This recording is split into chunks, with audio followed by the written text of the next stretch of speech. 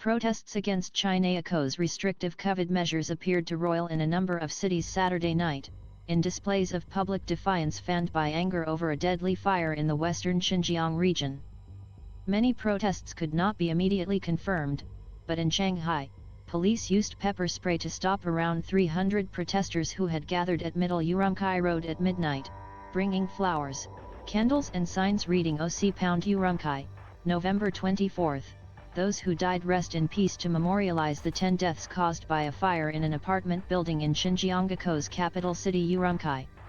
A protester who gave only his family name, Zhao, said one of his friends was beaten by police and 2 friends were pepper sprayed.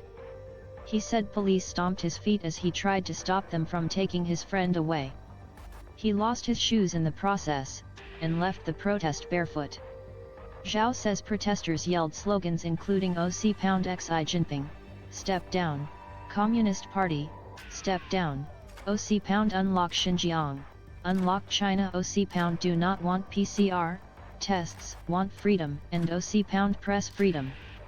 Around 100 police stood line by line, preventing some protesters from gathering or leaving, and buses carrying more police arrived later, Zhao said.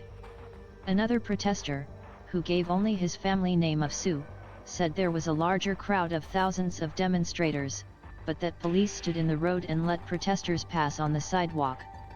Posts about the protest were deleted immediately on China's social media, as China's Communist Party commonly does to suppress criticism. Earlier Saturday, authorities in the Xinjiang region opened up some neighborhoods in Urumqi after residents held extraordinary late-night demonstrations against the city's draconian OC-0 COVID lockdown that had lasted more than 3 months. Many alleged that obstacles caused by antivirus measures made the fire worse. It took emergency workers 3 hours to extinguish the blaze, but officials denied the allegations, saying there were no barricades in the building and that residents were permitted to leave. During Xinjiang's lockdown, some residents elsewhere in the city have had their doors chained physically shut, including one who spoke to the Associated Press who declined to be named for fear of retribution.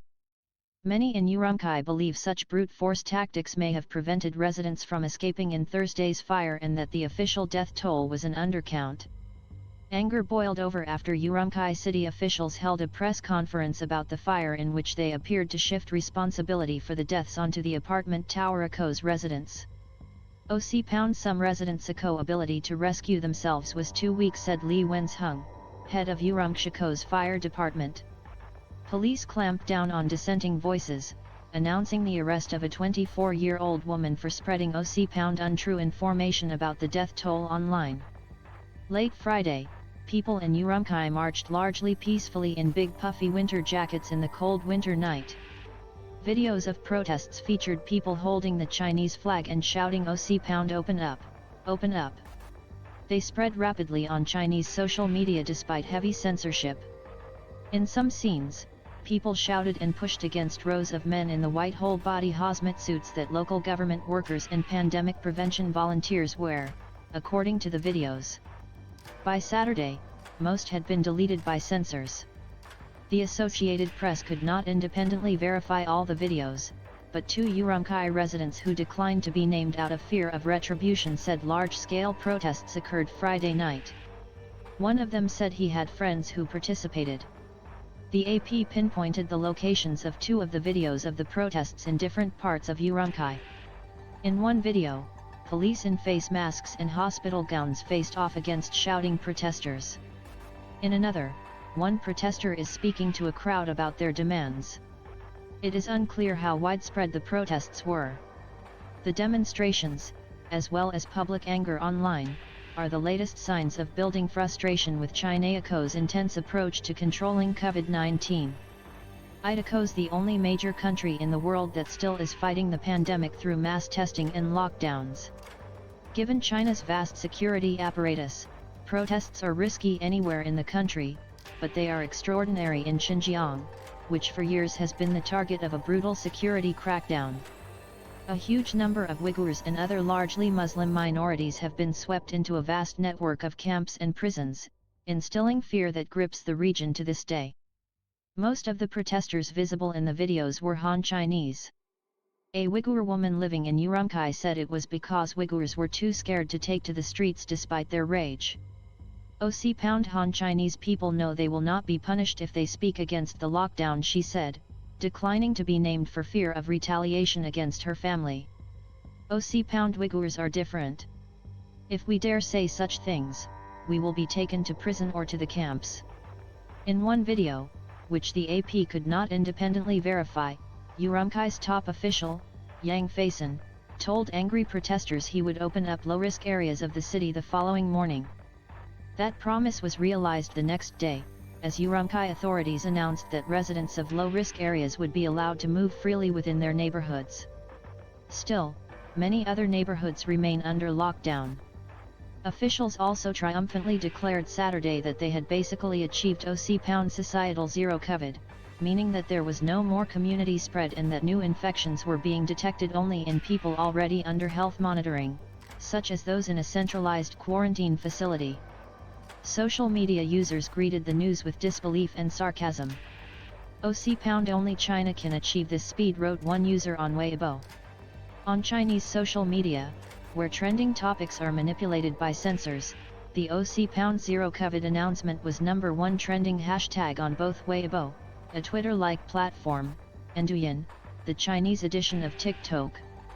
The apartment fire and protests became a lightning rod for public anger, as millions shared posts questioning China's pandemic controls or mocking the country's stiff propaganda and harsh censorship controls. The explosion of criticism marks a sharp turn in public opinion.